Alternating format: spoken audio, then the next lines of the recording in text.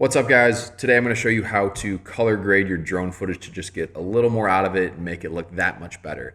This was shot on the DJI Mavic Pro, and we're going to color grade it in Adobe Premiere Pro. No plugins, no extra software, anything necessary.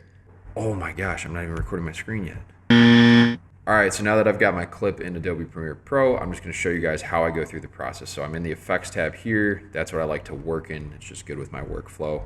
On the right, you see the basic correction, and I'm just going to run through the tone panel here on the right to show you what's going on. So exposure, I already brought this down a little bit just because the sky is so blown out. Contrast, obviously, is going to bring that detail in and out. I'll bring that up a touch right here. Highlights, the sky is super blown out, so we're going to need to bring down our highlights. You can just see how much detail I lost by shooting that all a little overexposed. So I'm going to bring my highlights all the way down. Honestly, I might go back and bring my exposure down a little more as well. Maybe not that, maybe there. Cool. Shadows, let's see. Shadows down by the buildings look pretty solid. I'm going to bring them down a little, make it a little more dramatic. Whites, we obviously don't need to bring those out. You can see the sky once again. So bring those down a little bit, maybe just a touch. Blacks, we'll bring the blacks down to make it a little more dramatic. Saturation, this is going to control, obviously, the colors in it. Let's go 120. Next is the creative box, so let's go down here on the creative side.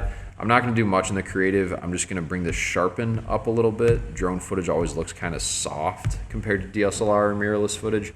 So I'm going to bring it to 25, usually 20 to 30 is what I range in there.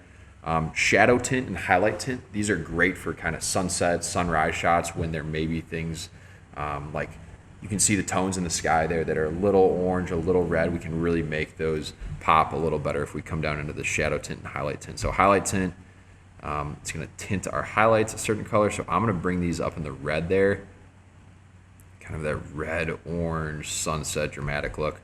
Shadows, I'm going to do the same thing.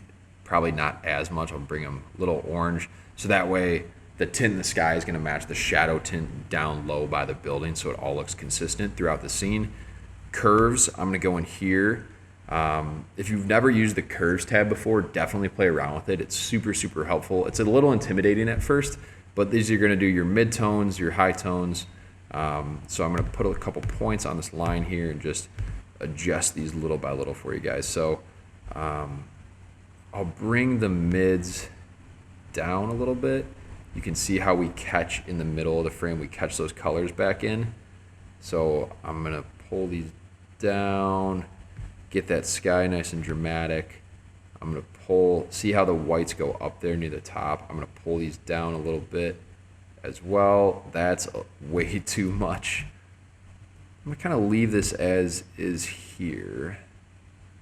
Maybe bring the whites down a little bit there. So you got this funky looking curve. You can do this for the reds, the greens, and the blues. I'm probably not going to mess with these too much, but you can see if you drag these along the low lines, you'll see what they really do. So if you go top, it's all reds, obviously. We'll give it a little tint in the midtones, a little more of that red. Bring out that sky, looks good. I'm not going to mess with the greens and the blues too much.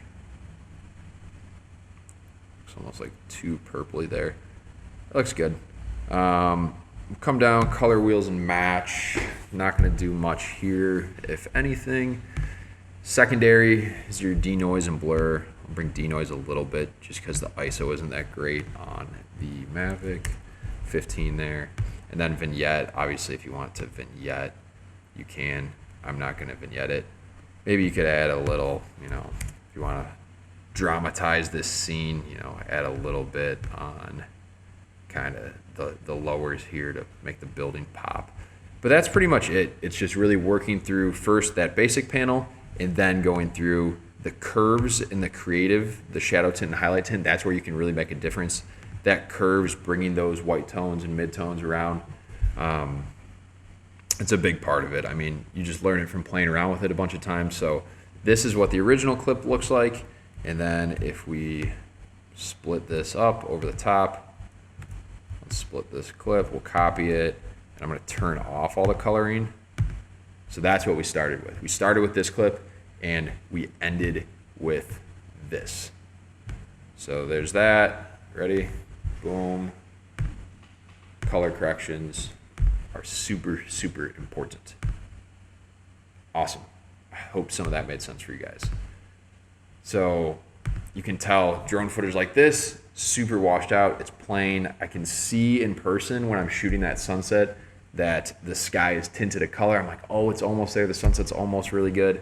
But I know I can bring that out in post with the proper color corrections. Hopefully this helps you guys be able to color correct your drone footage a little better for your next edit.